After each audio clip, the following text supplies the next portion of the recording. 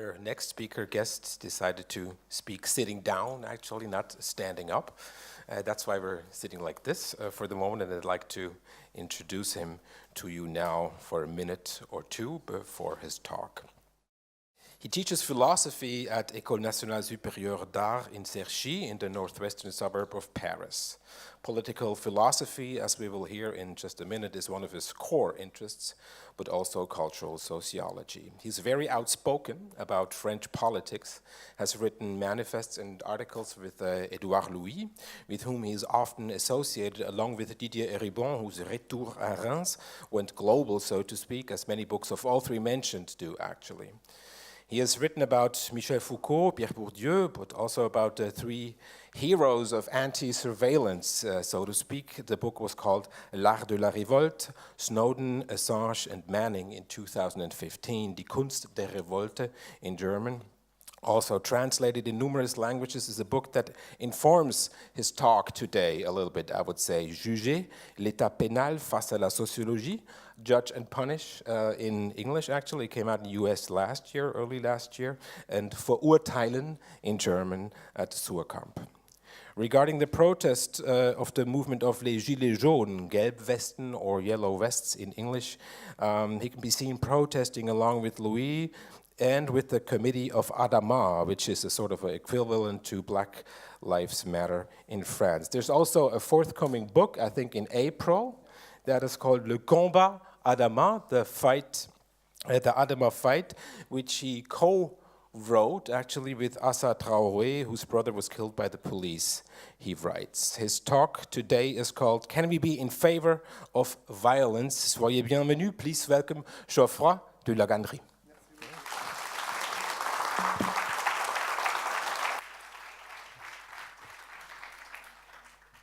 Hi, thank you very much. I'm very, very happy to be here. Thank Toby for introduction, and Susan, Laura, Evin, and everyone who was, and Pascal who was involved in organizing this conference. So as you will see, my accent is really bad, and I'm completely exhausted and tired. So I have decided not to stand because it's too formal for me. So I sit, and I will show my. In fact, Martin did that in Paris a few weeks ago. So that's a very good idea. So we'll show my text on the screen, and so if you can't understand what I say, you can understand what you read. Let's go. So I would today like to pose the questions concerning the links between violence and thought, between violence and our positions as the political subjects. And I believe that in fact to broach such subjects is to broach the theme of honesty and of frankness. It's to be confronted with the problem of sincerity as it pertains to one's relationship to oneself when one thinks and fancies the world and conceives of oneself as a political subject, that is, a subject that wills and acts. I believe violence is a very paradoxical issue for thought.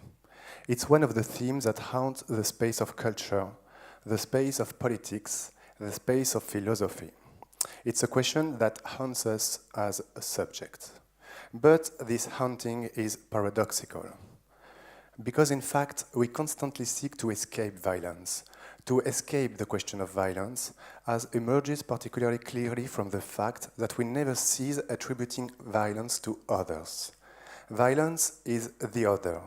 It's what cannot be accepted, that from which what distances oneself, what one acts and thinks against, what one seeks to curtail, to bring to an aid, to combat.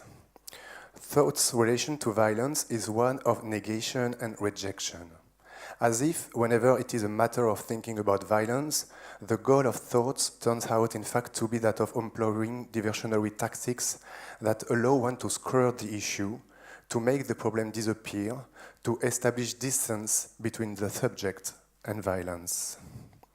One thing I find striking is the degree to which, within the cultural or political field, all of us consistently use the term violence as a negative term. A certain rhetorical dispositive is very much in evidence in the realm of culture. It consists in formulating a critique of the social that turns on the term violence, and even of treating what is at fault, what should be transformed, and what is violent as synonymous. It is enough to describe something as violent for what one says to be considered critical.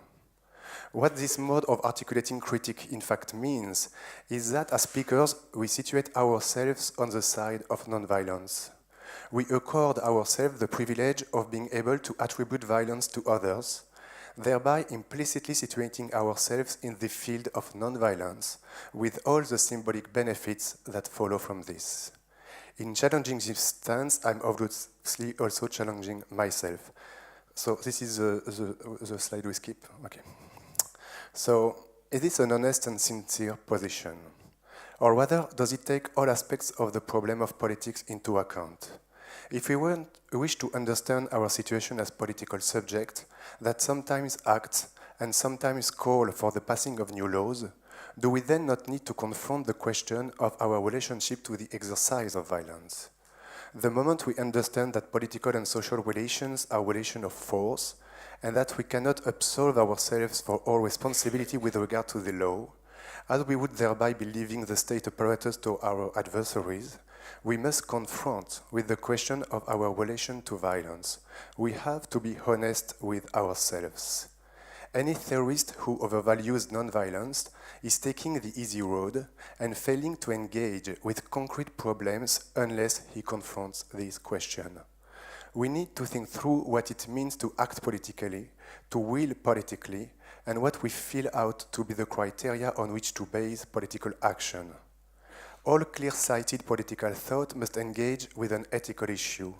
We cannot escape the fact of being potentially in favor of violence being practiced against another, in spite of him, against his wishes, by virtue of the simple fact that he and we live in the same society and are under the sway of relations of power whose legitimacy it does not recognize.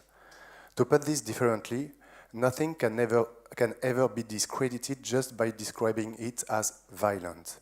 One always needs to assess what kind of violence is being practiced, for what purpose, in whose name, and with what consequences. If we pretend that because something is violent it is at fault, we don't acknowledge the fact that violence is sometimes what we want. And so it is never sufficient to say this is violent to criticize it. In beginning this talk by addressing the question of sincerity, I meant to state that in my view there is always a certain form of insincerity at work within the position that defines itself as non-violent. I'm not claiming that authors who aspire to the creation of a non-violent society are not being honest. They are being honest. They do dream of a non-violent society, of a non-violent way of resolving conflict, and so do I, of course. Everyone dreams of the abolition of violence.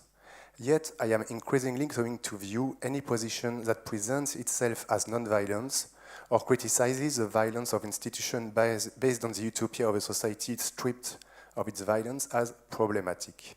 Perhaps Sartre's concept of inauthenticity should apply here.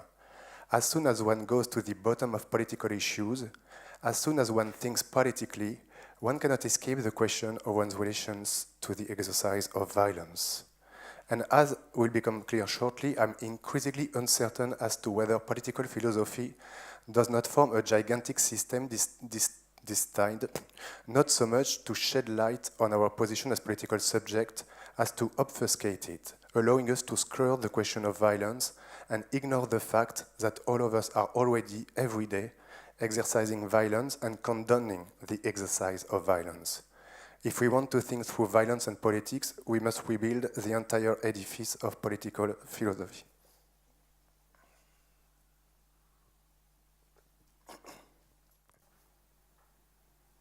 I believe the non-violent position is virtually always a position that does not fully interrogate itself.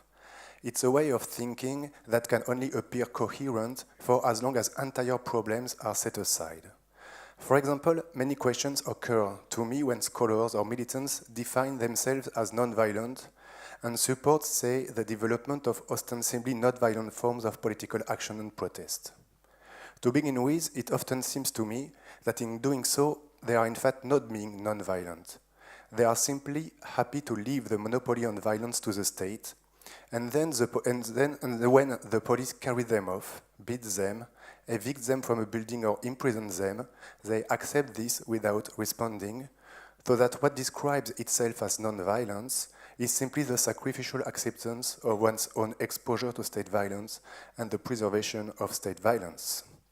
Those who describe themselves as non-violent should really be saying, I am in favor of state's monopoly on violence, in favor of self-sacrifice. From a comprehensive and holistic perspective, to be non-violent is to assent to the preservation of the existing framework for the exercise of violence as it exists and as it imposes itself on me. To be sure, it is without doubt legitimate to point out that suffering violence is not the same as exercising it. But even here, the matter is not so simple, if only because it is always difficult to know where violence begins and where it ends. In Germany, federal courts have held that sitting in the street as an act of civil disobedience can be violent due to effects on drivers. So we can joke about this, but we also need to take seriously the notion that all forms of action we define as non-violent, strikes, squats, demonstrations, involve constraints being imposed on those whose life is affected by our actions and the route we follow. And what is more, we can point out that our demonstrations, marches, and assemblies are very often protected by the police, which shows that the use of so-called non-violent action is premised on the potential exercise of state violence against those who would attempt to interfere with what we do. But there is still another aspect. To say that one is non-violent while mobilizing in favor of, example, a legal reform or a change of government always involves knowing that other individuals do not necessarily approve to the legal and political order we would like to see established. So to put this differently, if we define ourselves as non-violent, but call for the passing of new laws, we need to know that we may have to impose the order we want by recourse to coercive means.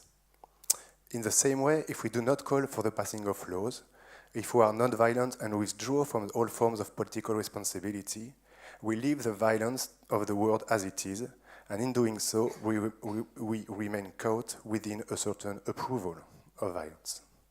If we need to go to the street and demonstrate, even in a non-violent way, it shows that we engage in a fight against some others who don't share our views and wills, and so we are engaged in a fight against them.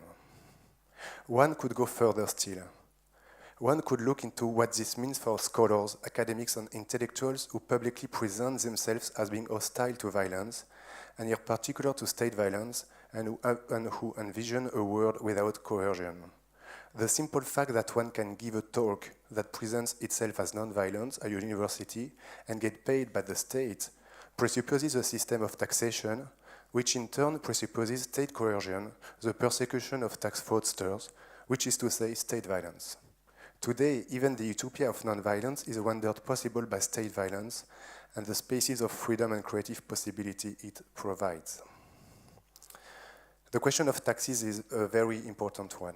As Walter Benjamin emphasizes, one can say that of a legal order that it is violent, not only when it has recourse to violent means in order to assert itself, but also when obedience results from the threat of sanctions. To the extent that one lives under a system that involves threats, one remains within the system of violence. The critique of violence is often reduced to the critique of the police, of prison, or of the state's repressive apparatus. It's also very common for the critique of penal violence to be based on a call for action that promises to transform social structures, to combat crime, one ought to pursue policies of social justice rather than policies of punishment or mass incarceration. To oppose the welfare state to the penal state, to oppose an approach that aims for greater social justice to one that preserves the world's inegalitarian structure and is content to punish the behavior resulting from those structures, is to invoke a classic dichotomy of the critique of state violence. But even this dichotomy seems to me problematic, for if we want more social justice, more education, more doctors, more professors, that also means we want more taxes, and taxation involves the coercion of taxpayers who would perhaps prefer not to pay any taxes if they weren't coerced.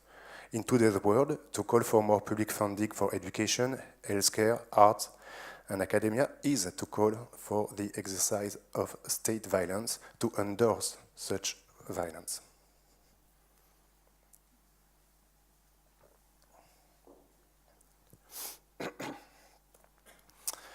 I believe there is nothing worse for thought than what I call escapism into non-violence. That is the failure to begin one's reflection by considering the possibility that one might endorse the exercise of violence.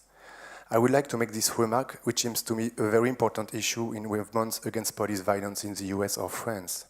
It's an issue we debate a lot. If we ask for the repression and conviction of police officers whom we consider guilty of brutality, we are not fighting against violence. We ask to use state violence against police violence, and we are not non-violent. Let me offer another example. As you know, in November 2015, France suffered a number of highly violent terrorist attacks. The Stade de France, the Bataclan Theatre, and various cafes. Among the terrorists was Salah Abdeslam, who escaped to Belgium. Some months after he escaped, he was arrested. The arrest was violent. He was injured, dragged away, blindfolded, hurled inside a police truck.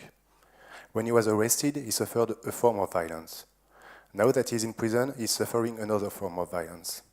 From his point of view, he was kidnapped, and now he is imprisoned. But can I speak of this violence without acknowledging that on this day, I was relieved to see him arrested? I won't say I was happy, only that within that particular context, I find it difficult to imagine anyone not being in favor of Salah Abdeslam's arrest. And I think it is only honest to say so. One may, like myself, be very active in contemporary social movements against police violence. One may even be very close to movements advocating the abolition of the police and of prisons. But even so, could one honestly and publicly state that on that particular occasion, one disapproved of state violence? And so the question that poses itself to a progressive intellectual becomes, does one approve of this violence being exercised against this particular person? What system of values I have to elaborate to acknowledge the fact that, to me, it is legitimate that the state arrests Salah Abdeslam and does so in my name? This is a key issue, and the challenge for me is to be both honest and radical. To put this in what may be a simplistic term, I would say that one reason why today the left is weak by comparison to the right is that the right is cruel and violent and makes no bones about it, whereas the left is ill at ease with violence. One senses something insincere about it, and we have yet to develop a sufficient honest and coherent discourse on these very complicated issues.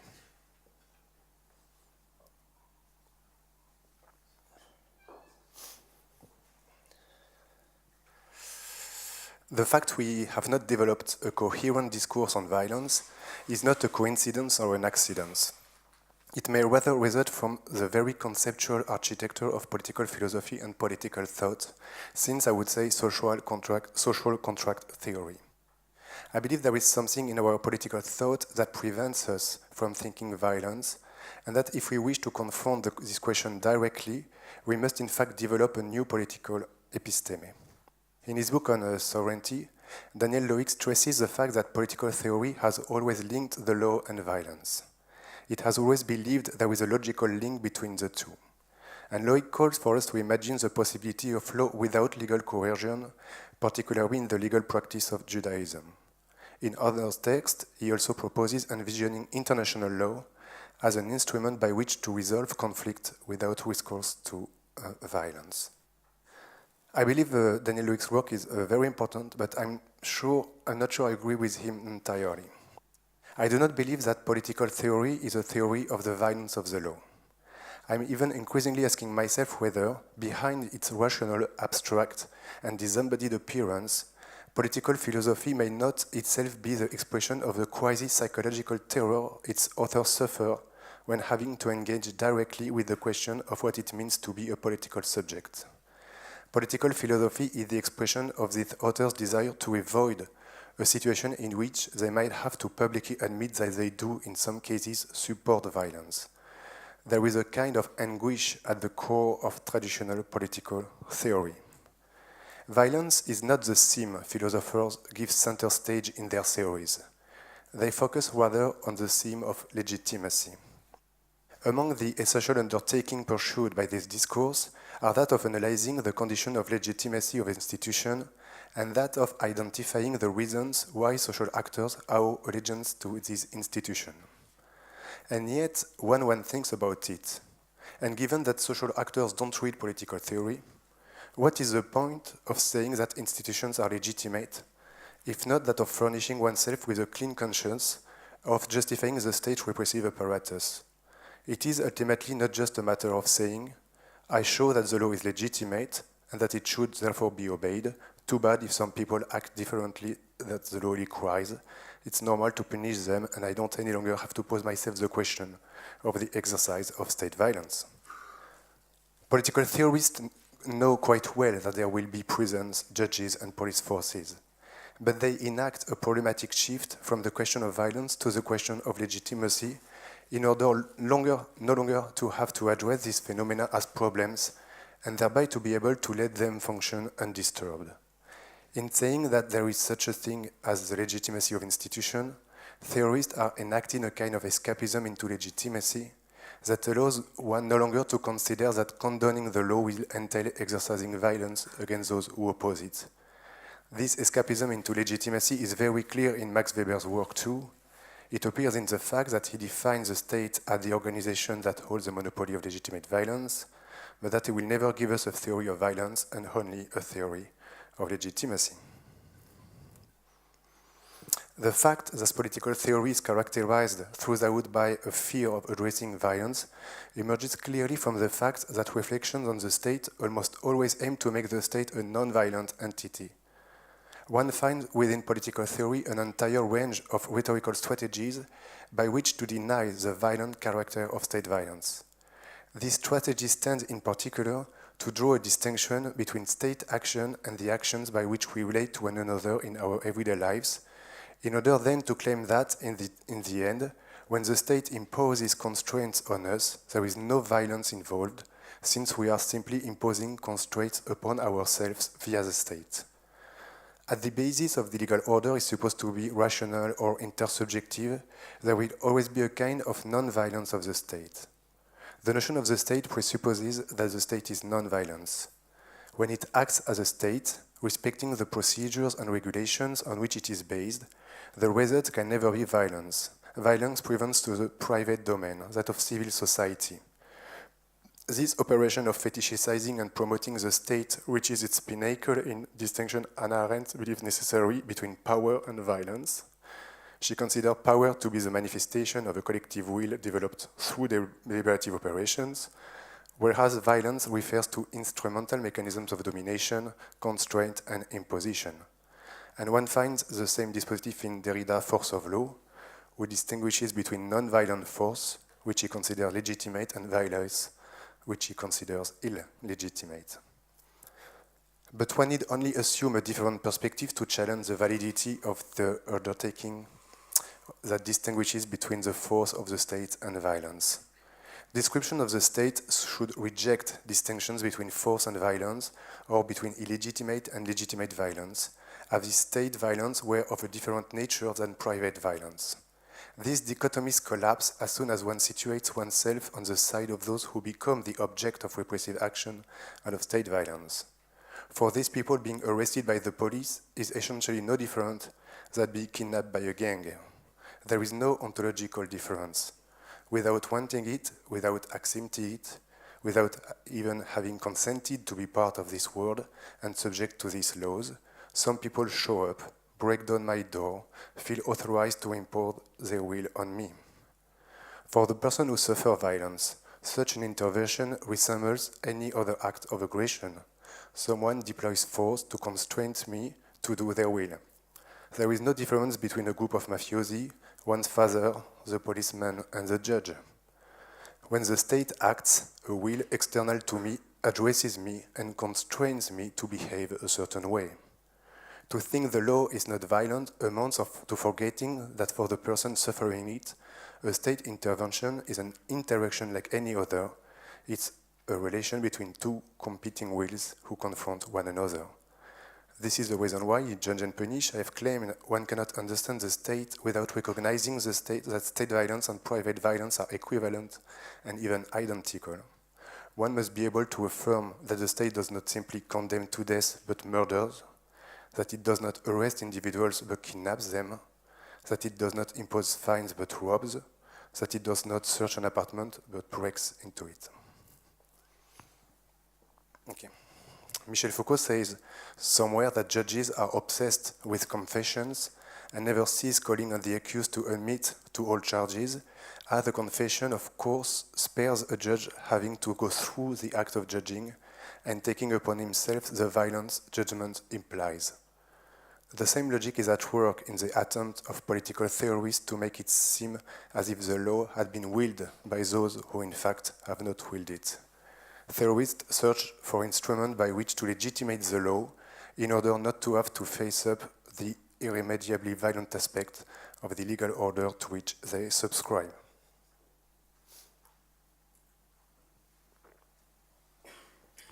I don't know if it's too long.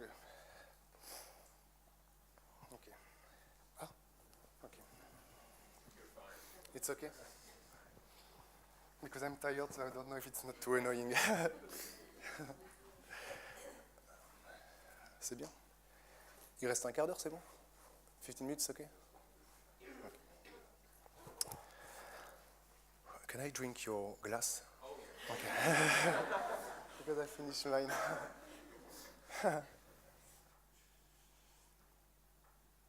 I have just spoken of traditional political theory and we'll return to it. But before doing so, a brief aside to emphasize the following. The fear of violence and the form of insincerity I've described can also be found among many political radicals to whom I often feel great kinship and whom I support, anti-fascist and black bloc activists. These activists will sometimes have recourse to forms of protest that are characterized as violent, as we have seen in the G20 summit in Hamburg. They may also use violence against fascist groups with the goal of banishing them from public space, physically attacking such groups or destroying their spaces. We know the motto, no platform for fascists. When these activists opt in favor of such physical action, they virtually never use the term violence. They too deny the truth about their actions and prefer using the categories of self-defense or people self-defense. En France, on dit l'auto-défense. Thus, they conceive of their action as being merely a reaction to an anterior structure of physical violence. These activists think of their own action as a way of defending oneself against violence. The category of self-defense is a manner of avoiding an honest confrontation with the truth of one's action. The distinction between violence and self-defense perform the same psychological function as the distinction between violence and power, or between illegitimate violence and legitimate force. I believe I'm not mistaken in saying that militant anti-fascist activists have little in common with Habermas. I'm very happy of this sentence. And yet, one finds in both the very same operation of denying one's relation to violence and producing misnomers. It is in this sense that we can speak here of a common relation to violence within our discursive field. When considering a discursive field of our universe, we must not concentrate on what spontaneously strikes us as most important, presenting itself to our gaze as that which matters, which is to say oppositions and differences. We must direct our attention a little lower and examine what individuals agree on and what they do not debate, but rather share. And what speakers agree on today is that violence ought to be avoided. Political action imposes on others something they do not wish. Whatever measures we wish to see introduced, they will be deployed in this sense. We cannot escape violence. The notion of non-violence is devoid of any political meaning. This is the reason why we must also reject the Weberian notion of legitimate violence, which might to be said to constitute the final attempt to evade the truth of politics. Weber defines the state as a group whose defining feature is that it lays claim to the monopoly of the legitimated use of physical violence. But the notion of legitimate violence is self-destructive. It makes no sense. One might explain this as follows. There are only two possibilities. Either people recognize the political order as legitimate, accepting the rationality or validity of law and the institution, and in this case they are behaving the way the political order expects them to. If institutions are legitimate, the law is respected, and so there is no delinquency and hence no state violence. So where there is legitimacy, there is no violence. And conversely, as soon as there is violence, there is no longer legitimacy. What we have is a confrontation between competing wills. If state violence is brought to bear upon an individual, it's because this individual has acted in a way that is contrary to an order he does not want and has never wanted to belong to, an order he does not recognize. Delinquency is an expression of our exteriority with regards to legitimacy, and repression is a form of action that asserts the will of one another in spite of us. In authorizing an act that exposes him to the violent reaction of the group Weber calls the state, the individual has authored a sort of declaration of independence with regard to the space of legitimacy.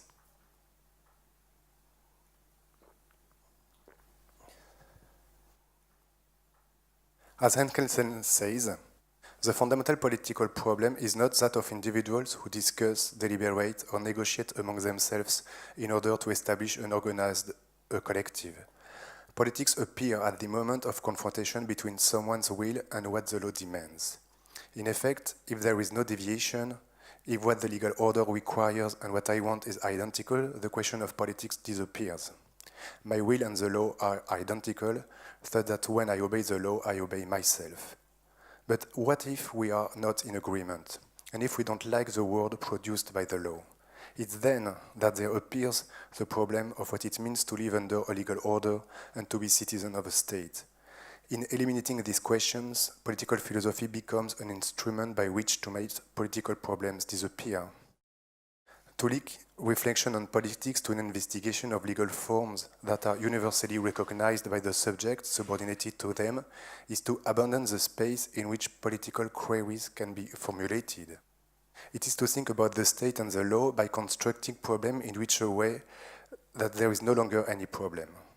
But for me, to think politics is to mourn the possibility of reconciliation.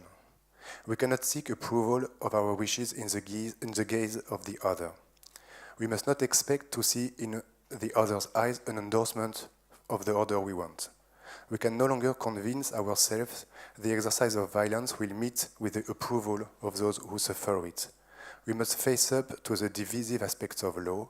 We must be able to justify the exercise of violence ourselves. Politics is a monologue. And because the question of politics arises when the subject clashes with the legal order, development of political theory necessarily requires that we rid ourselves of a certain form of legitimism that we have been in the grip of for as long as we have been thinking about the state. As soon as we reflect upon politics, our attention is directed at places, things, or subjects that appear to us as representatives. The place of politics might be Parliament, the presidential palace, the Supreme Court, and so on. The political subject par excellence might be the member of Parliament, the President of the Republic, or in extreme cases, the judge of the Constitutional Court. In fact, political theory standard individual should not be the member of Parliament, the judge, or the president. It ought to be another figure, which is, however, almost entirely absent from political theory's canonical work, or marginalized: the delinquent, the terrorist, the thief, the undocumented immigrant, the left-wing radical, the anarchist. One might say that the man arrested by the police ought to be made political theory standards referent, and that it is starting from him that our examination of the man not arrested should begin. And yet, traditionally, theory is formulated by positing legal and political principle, and it is only as an afterthought that the question of crime and the criminal are raised. This is as much as the model of Hobbes' Leviathan or as Rousseau's social contract. In John Rawls, there is simply no theory of delinquency. We need to reverse this perspective, starting from crime and the criminal, from his subjectivity and life, in order then to develop the concept of law and the legal system. In No Name in the Street, James Baldwin stresses that if one wishes to understand how justice operates in a society, one must not speak to policemen, judges, lawyers, or members of the middle class leading sheltered lives. One must rather look to the individuals who are, as it were, without shelter, without protections, those whom it would be just for the law to protect: Mexicans, Puerto Ricans, people of color, poor people. They are the ones whose opinion of justice and its workings we should be inquiring to, and it is starting from their testimonies that one might answer the question of whether our societies dispose of a concept of justice. In the same way, if we want to understand how the law works, if we want to develop an adequate concept of the law, we must examine the experience of those who are confronted by the law. What is a political subject? What figure or image of the subject should we start from in formulating political theory? In my view, the fundamental political scene is not that of a law being passed in Parliament. It's a scene that plays out every day, that of a policeman breaking down someone's door in the morning, and of this someone being hurled to the ground, naked, handcuffed, kidnapped, bound, interrogated, and detained. Political experience is not the moment when I negotiate or enter into a contract. It is the moment when I get arrested. Salah Abdeslam is a more important figure for political theory than the President of the National Assembly.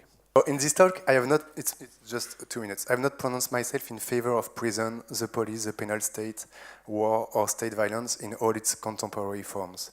I've rather said that the dichotomy violence-non-violence is a dichotomy devoid of political meaning, what we can only waste our time on.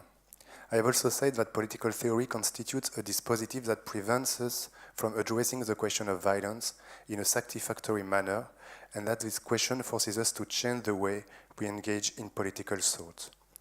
To be sure, we all dream of a reconciled world, but in a world of antagonism, and moreover of plural, diffuse, multiple antagonisms, it is unavoidable fact that being in favor of certain political forms is to be in favor of dispositives that will meet with opposition from other individuals or groups.